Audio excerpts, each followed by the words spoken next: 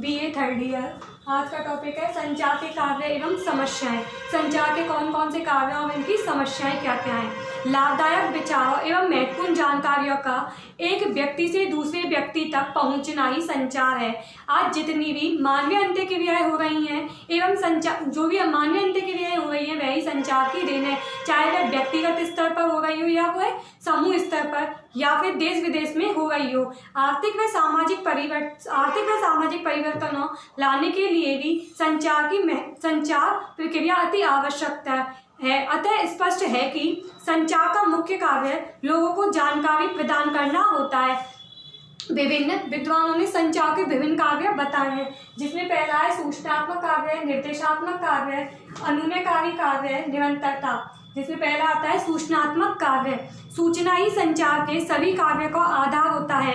व्यक्ति आसपास के वातावरण के अनुसार अपने आप को ढाल लेता है। इसके लिए आवश्यक है प्रसार से संबंधित अपने बारे में व अपने इरादों के बारे में व अपने लक्ष्यों के बारे में जानकारी हो तथा जिसके बारे में वह जो कुछ भी सोचता है करता है उसकी वर्तमान स्थिति और ज्ञान के स्तर की भी जानकारी होना। सेकंड आता है निर्देशात्मक कार्य। संचार का दूसरा प्रमुख कार्य होता है निर्देश देना अथवा गाइड देना। इसके अंतर्गत लोगों को बताए गए तौर तरीकों से बताई गई दिशा में काम करना तथा सीखना। निर्देश देना सम्मिलित है। जो लोग संगठन में ऊंचे पद पर होते हैं वे अपने से नीचे वाले लोगों को विभिन्न प्रकार के निर्देश देते हैं।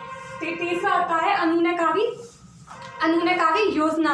संचार का मुख्य उद्देश्य है कि वह दूसरों को प्रभावित कर सके। हम इस उद्देश्य से ही किसी को कुछ बताते हैं। अरस्तु ने संचार का मुख्य उद्देश्य अनुनयकारी माना है। अतः संचार में जब तक ग्रामीण कार्यकर्ता ग्रहणकर्ता प्रभावित करना व्यक्ति की क्षमता नहीं होती वह संचार का कोई महत्व नहीं होता। तीसरा आता है निरंतरता एवं संग्रहात्मक कार्य। संचार एक निरंतर चलने वाली प्रक्रिया है तथा दूसरे व्यक्ति तथा इसमें विभिन्न तत्व शामिल होते हैं। अतः आवश्यक है कि सभी तत्वों में निरंतर सामंजस्य बना रहे तथा संचार प्रक्रिया निरंतर चलती रहे। निरंतरता के टूट जाने से संचार क्रिया बाधित हो जाती है तथा उसका प्रभाव भी कम हो जाता है। उपरोक्त विवरण से स्पष्ट है कि संचार का ना कोई प्रयोग होता है। प्रसार शिक्षा के संदर्भ में इसका मुख्य कार्य लोगों के व्यवहार में परिवर्तन को लाना। अब आता है संचार की प्रमुख समस्याएं। पहला, संचार कार्यकर्ता से संबंधित समस्या। संचार एक प्रक्रिया है जिसमें लक्ष्य को प्राप्त करने के लिए कुछ कार्य क्रमबद्ध श्रृंखला में किए जाते हैं। संचार की प्रत्येक श्रृंखला में 3 महत्वपूर्ण अवस्थाएं होती हैं, जो है अभिव्यक्ति, अनुवादन और प्रतिचार। संचार संबंधी कठिनाइयां और समस्याएं 3 स्तर पर होती हैं। संचार की प्रावस्था के रूप में, समस्या के प्रकारों के अनुरूप में और प्रकृति के अनुरूप में। पहला आता है संचार की समस्याओं के रूप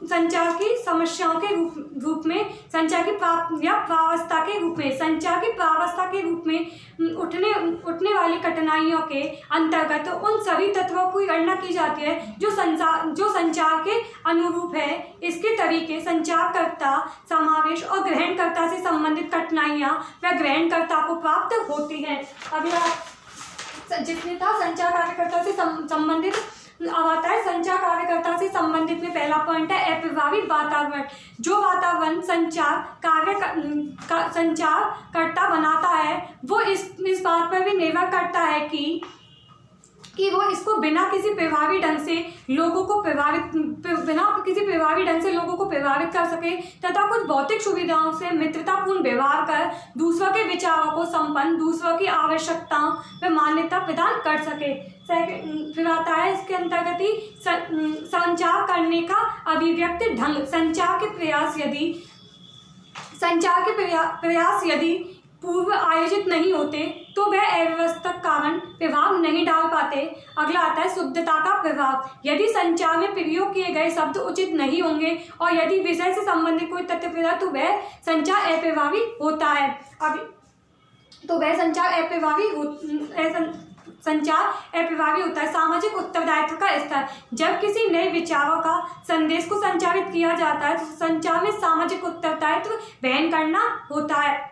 अगला आता है अनुपयुक्त संदेश। अभिव्यक्ति के लिए जो शब्द प्रयोग में लाए जाने हैं वे बड़ी कुशलता से प्रयोग में लाए जाने चाहिए जो बिल्कुल सही हो, तभी संचार के अंतर्गत उन विचारों एवं प्रतिनिधित्व किया जा सकता है। मूल्य एवं सामाजिक व्यवस्था, जब किसी नए विचारों का संदेश संचारित करते हैं तो कार्यकर्ता को श्रोताओं की सामाजिक व्यवस्था और पूरे स्थान को उसमें सांस्कृतिक मूल्यों की जानकारी भी उन्हें होना अति आवश्यक होता है। अब आता है अगला आता है संचार क्रिया के प्रति गलत धारणा। ग्रामीण विकास कार्यक्रम में सफल संचार प्रभाव एक इकाई सीमित नहीं रखता, बल्कि वह विभिन्न प्रकार के कार्यों की श्रृंखला होती है। संचार के प्रति संचार कार्यकर्ता किस प्रकार सोचता है तथा किस प्रकार वह अपनी बातों को दूसरे लोगों तक पहुंचाता है, यह मुख्यतः संचार के होता है। संचार के प्रकारों के अनुरूप, सेकंड पॉइंट, संचार के प्रकारों के अनुरूप जिसमें आता है तकनीकी समस्या और भाषागत समस्या।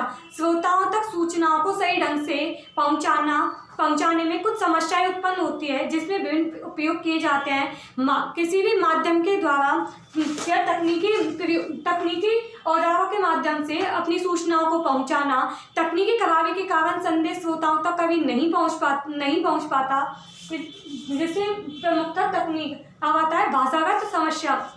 भाषागत बाधा वह बाधा है जिसमें वक्ता व श्रोता के मध्य अंतर्गत भिन्नता होती है। संदेश भेजने वाले अपने जिस काव्य और अभिप्राय से श्रोता द्वारा निकाले जाने के बारे में सोचता है और वह वैसा न होकर कुछ और हो जाता है। अक्सर यह देखने में आता है कि बताई हुई मामूली सी बात का गलत अर्थ निकाल लिया जाता है। इसके बाद आता है प्रभाव से संबंधित समस्याएं। वक्ता द्वारा भेजे गए संदेश का श्रोता पर होने वाले फलस्वरूप वांछित व्यवहार भी सफल व प्रभाव की समस्याएं आती है, क्योंकि कई बार ऐसा होता है कि संचार जिस उद्देश्य से किया जाता है वह प्रभावी नहीं होता और व्यवहार में परिवर्तन नहीं ला पाता है। और आता है प्रकृति के अनुरूप होने वाली समस्याएं। भौतिक समस्याएं, मनोवैज्ञानिक समस्याएं और सांस्कृतिक समस्याएं, जिसमें पहला पॉइंट है भौतिक समस्याएं। संचार में कुछ भौतिक समस्याएं आ जाती है, जैसे वाणी दोष, आवश्यकताएं, मंच पर बोलने से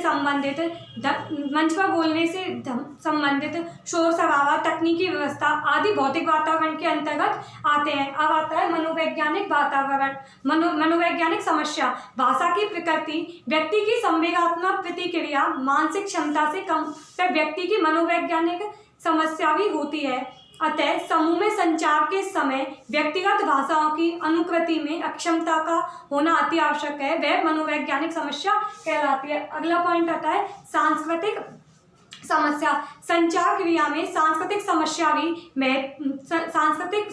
भी रुकावट पैदा करती है। जिस प्रकार से संचार को उस स्थान के सांस्कृतिक मूल्यों के अनुरूप बनाया गया है उस पर संचार की सफलता भी निर्भर करती है। उपरोक्त विवरण से संचार की समस्याओं आय का भाषा का प्रयोग किया जाता है। शब्दों का अर्थ जो विशिष्ट हो, संदेश व सूचनाओं को व्यक्तिगत क्रियाओं या संचार के लिए प्रयोग किए गए माध्यम से श्रोताओं को समझा पाना, वस्तु स्थिति तथ्यों के महत्वपूर्ण को जानने में मदद करना तथा समस्याओं से उनसे संबंधित आदि उत्पन्न होती है। इसलिए संचारकर्ता को हमेशा सतर्क रहना चाहिए, क्योंकि तभी उन समस्याओं का निराकरण संभव हो सके, तभी संचार सफल हो सकता है। अर्थात संचार के कार्य और उनकी समस्याएं। सूचनात्मक कार्य, निर्देशात्मक कार्य और अनुभवी कार्य, निरंतरतात्मक कार्य। फिर आता है संचार की प्रमुख समस्याएं, जो था संचारकर्ता से संबंधित समस्याएं, संदेश के संवहन से संबंधित समस्याएं, ग्रहणकर्ता से संबंधित समस्याएं। उसी में दूसरा पॉइंट था संचार के प्रकार के अनुरूप, जिसमें दो भागों में बांटा था, तकनीकी व भाषागत समस्याएं। तीसरा था प्रकृति के अनुरूप समस्याएं, जिसमें भौतिक समस्या, मनोवैज्ञानिक समस्या व सांस्कृतिक समस्याओं का वर्णन किया गया था।